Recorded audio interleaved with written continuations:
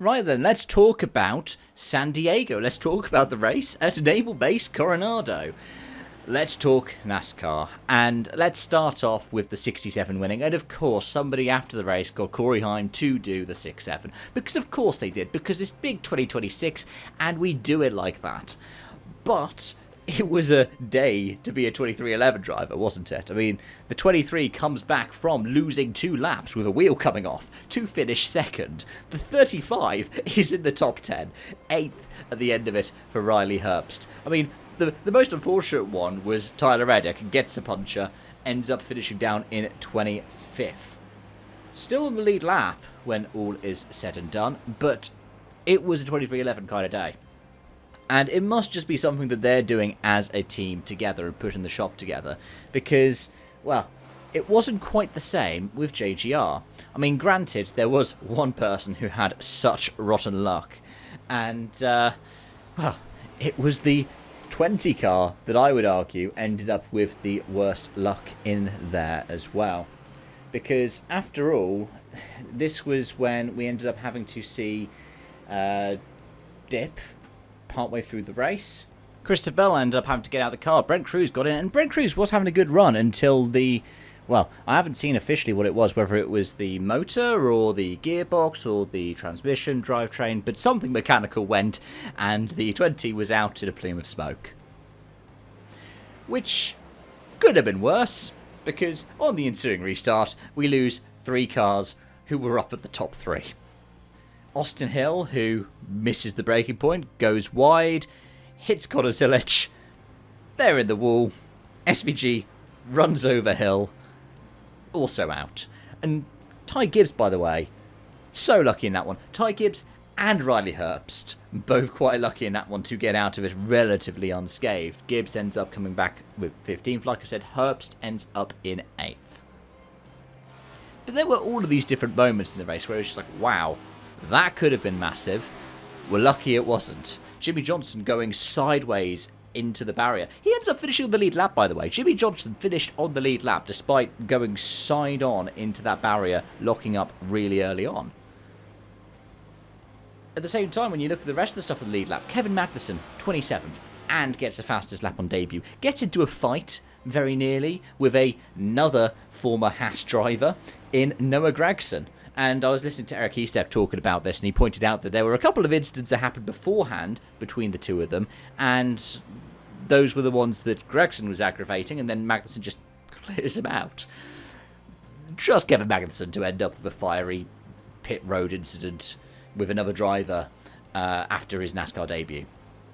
It'd be great to see him back. It's a bit like having Kimi Räikkönen, except a bit more energetic and a bit less bois. But there were so many drivers who had good days. Kyle Larson, I mean, it's still weird to think Kyle Larson hasn't won in over a year.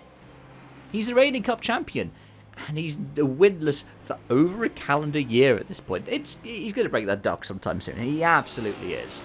11 laps led out of the 75 on the day. One of the highest counts of laps led on the day, I think. Did anyone else get more? I think Blaney got 12. The 12 car got 12. And the 12 car ran well as well. There were several drivers who had good performances and some drivers who got in different places because of luck. But you could say for the drivers who were up at the top at the end of the race, they all deserve to be there. Which is quite nice to say, because you don't necessarily always get to say that, especially when it comes to NASCAR races, especially when it comes to road racing. Yes, there were some drivers who should have been there, but unfortunately weren't. But the drivers who got in at the top 10 at the end of it, they all deserved to be there. But let's talk about the impact that it has on the point standings as well, because Tyler Reddick sees his advantage again chopped away a little bit more. 8 points between himself and Denny Hamlin. He's 133 good over Blaney, 180 over Larson, 181 over Gibbs, 182 over Elliott. Chase Elliott, by the way, drops 2 spots, is still only 2 points off of being the lead Hendrick driver, 2 points off of 4th in the standings, and he's got Ty Gibbs between himself and his teammate in the 5 car.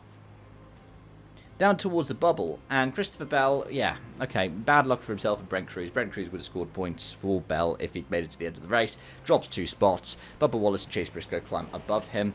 He's still above the cut line. It is currently, he's on 422, and it's 362, so still 60 points to the good over SVG, who now drops out because of that incident. Ryan Preece climbs back in. But one person I do want to point out quickly, Eric Jones, quietly continuing to climb up that order. I mentioned last week that he was inside of the playoff grid now. He's now 14th. Cindric's up to 15th. But well done to Legacy Motor Club. Well done to Eric Jones.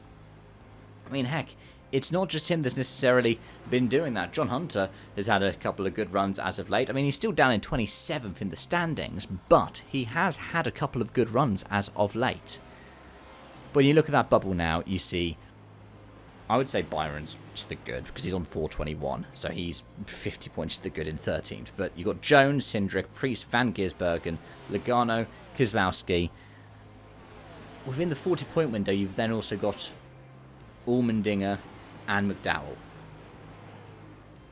40 points separating 14th through 21st. That bubble is going to be something to keep an eye on over these next few weeks. Especially when we've got varieties of tracks. We have the mile and a halves, we have super speedways, we have a road course next week as well with Sonoma, start of the in-season challenge. Let me know your thoughts and feelings in the comment section down below though, folks. As always, thank you so much for watching and enjoying. Thank you for your continued support, and until next time, as always on this channel, it's bye-bye for now.